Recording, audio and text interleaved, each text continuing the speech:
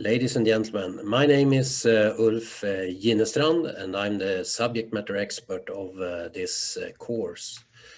This little short clip will try to answer what is a CAX, a computer-assisted exercise, and I will try step by step to walk you through this kind of exercise. Thank you.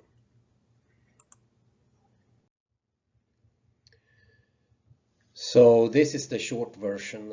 A computer-assisted exercise can be defined as a type of synthetic exercise where operating forces and acting civilians in the field are generated, moved, represented and managed in a distributed simulation computer-based environment based on the guided directions from the exercise responding participants. So that's the short version. For your knowledge, Sweden has conducted command post exercises for a long time in different forms and various methods. The command post exercises run as computer-assisted exercises is built on a method where no live troops and field units are deployed. Instead, they are realistically operating their tasks in a simulated synthetic environment without taking any peacetime limited training areas and ranges into consideration. The exercise information is distributed via networked computers, saving resources such as travel, allowance, space, and so on. Modeling and simulation provide support in creating the realistic synthetic environment with the tactical behavior of responding units and assets in a scenario. The units or the response cells can interact with the subordinate and side-ordered training audience and other actors. In order for exercise management and the training audience to operate from their regular national training environment, the exercise participants and units carry out the exercise at different locations and sites with a common scenario. A simulation includes different assessment models like tactical combat, detection, sensors, logistics and more, which provide realistic automated outcomes. This is achieved through simulated reporting that supports the gaming cells to have a high resolution current situation awareness and common operational picture. The simulated units and entities have a realistic consumption of their resources, dependent on activities and actions that create a logistical flow with subsequent challenges and limitations for the training audience. I would like now to step by step try to clarify this with a simple picture. So in an exercise, of course, the training audience is always the main asset. That's what we are aiming for, our target in an exercise, and they should their requirements and training objectives are really the essence of the whole exercise, and that's what the exercise director has to look for and make sure that this is performance that is fulfilled according exercise and training objectives, leading to any capability requirements that this specific training audience is looking for. The exercise is supported by skilled subject matter expertise as observer trainers and mentors who will support the exercise director to interact with the training audience and make sure they get training when required, but also be a kind of a middleware in between the exercise management and the training audience. The exercise control with its joint exercise centers will be the heart of conducting this exercise. They control the game and they will make sure you have a plan for events and incidents to be injected. They will start and stop those, and they will also track the outcome. And that will be done in a great cooperation with the observer trainers. Moving into the more complexity of this, the higher control is organized to perform the interaction with the training audience as higher command or units that are supporting this specific training audience unit. And then there will be an asset in the exercise that is the subordinate units and entities to the training audience, which will be played in the response cells and make sure to feed the training audience with reports and interactions from below. So those two assets above and below the training audience is the importance of trying to create a realistic chain of command. And there will be a flow of information and orders from the higher control through the training audience and try to make sure it reaches the subordinates as well.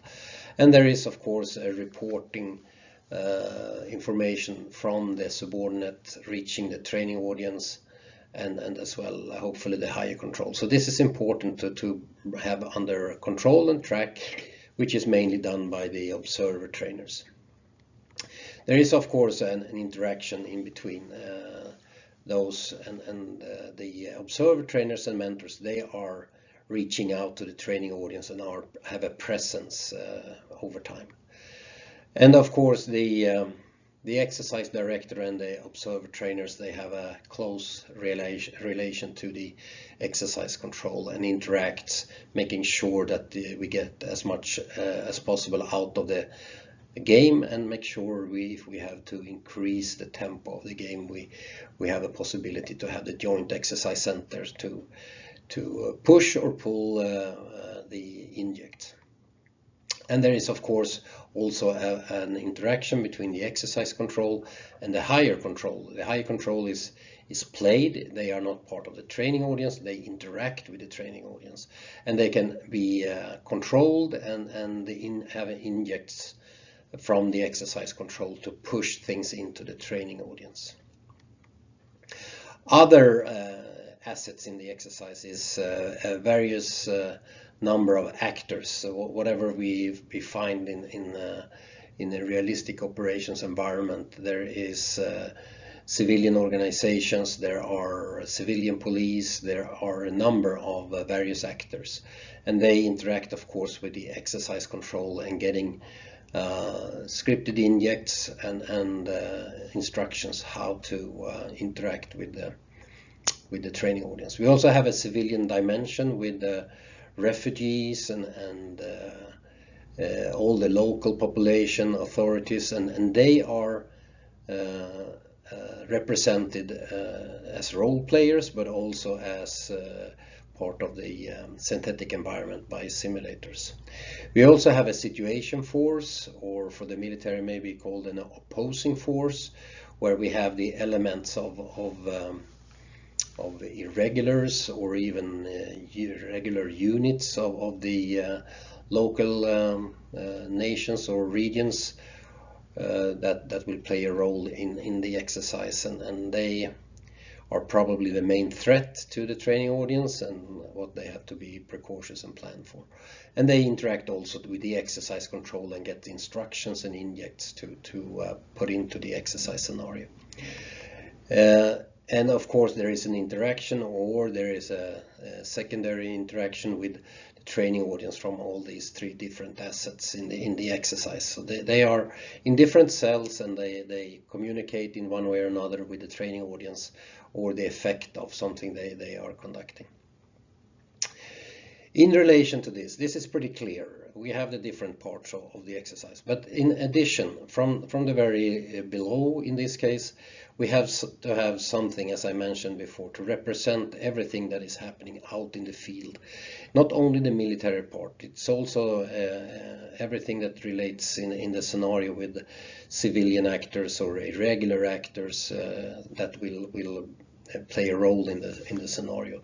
They have to be represented in a synthetic environment, meaning that they are played in a simulation, in the computer-assisted exercise. So there is operators in the response cells that are interacting with, of course, instructions from the exercise control, but also having a push of information up to the response cells and interact with the response cells. So there is operators operating all these different assets, and maybe in a major exercise like Viking, there is more than 50,000 individuals, people, assets out there, maybe 1,000 different entities and units that are moving around, and they are all represented in the simulation. And it would be impossible for the response cell to try to get control of all these assets and have control of all the information and sensors and logistics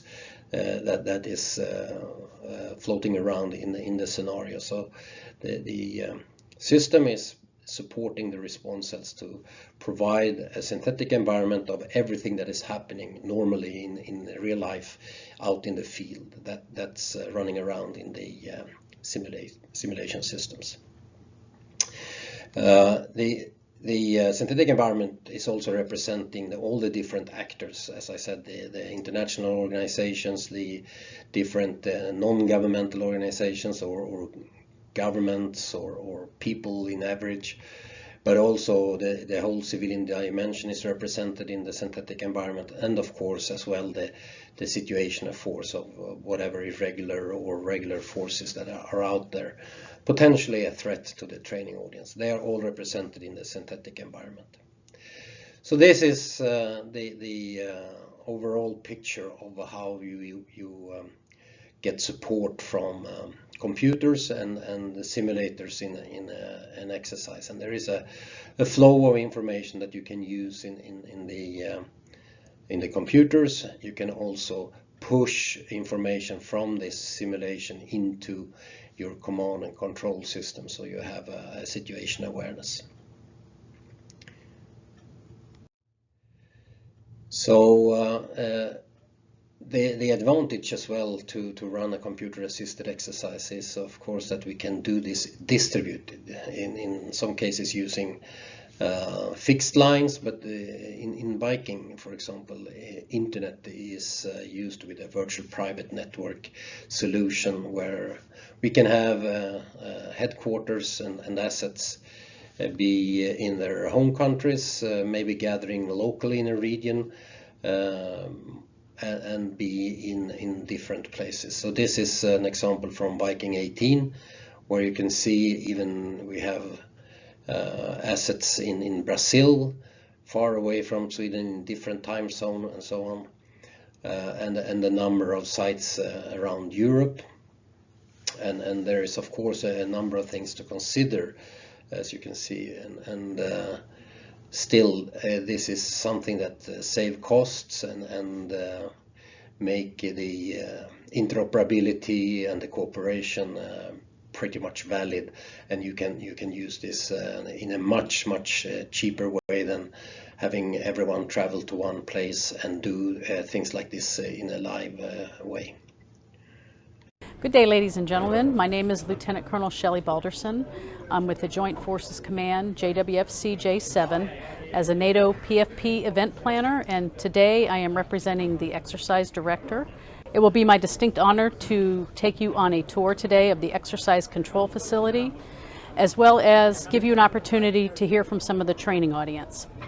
We are now at the Swedish Armed Forces Joint Training Center in the main exercise control room, where more than 100 military and civilians from 25 nations man the different organized cells in order to support an efficient exercise for the training audience. What we see here is the heart and the soul of the exercise, the Joint Exercise Center, where the current game is controlled and monitored. It is extremely important to have full control and situational awareness displayed regarding what's going on in the simulations and command and control systems. The perceived truth and the real truth are not always the same in exercise play, and it's important to be able to monitor when things are not going as expected. In exercise control, you will find a variety of response cells for air, maritime, and land operations, as well as response cells for specific branches like logistics, engineers, intelligence, and information operations. At the training audience, you see here a Tactical Operations Center, which is the heart of the Land Component Command Headquarters, performing command and control of 6 multinational brigades. which in real life physically are located at 5 remote sites. Most staffs are developed as they would be in a real operation, with different branches for personnel, intelligence, operations, logistics, planning, communications, and civil military relations. The flavor of nationalities and the variety of experiences gives the exercise a unique flavor and provides many educational challenges. For the first time, we have participants from the Eastern African Standby Brigade Coordination Mechanism. My name is Colonel Mohammed Jama. I'm from Somalia. It began well, and we like the environment of the exercise. It's close to real life. The way we discuss and assess and debate with the civilian and police and military, and we will learn and contribute as much as we could. Another unique setup in this exercise is that there is a civilian training audience. Here you see the headquarters of the United Nations Administrative Mission in Bogoland. Welcome to UNAMIB headquarters. UNAMIB is the United Nations Assistance Mission in Bogoland, and I'm the Chief of Staff, Mikael Sørensen. You are right now in our Chief of Staff office, where we also have the Joint Operations Center and the Joint Mission Analysis Center. The headquarters we have set up here is roughly 60 people, playing all the different functions of mainly a civilian UN mission, plus a police component. We also have a number of regional officers which are played in the different countries participating in the exercise. So this is a very unique experience, that beside the military training audience we have actually a real civilian training audience, and we have a lot of participants here which are very experienced, some are very new to this. It's a nice mix, but all of them are focusing and mentioning this, that this is very special to have a true civilian training audience participation. Distinguished visitors, ladies and gentlemen, this ends the tour of the main site here in Enköping, Sweden, and we thank you for your participation today.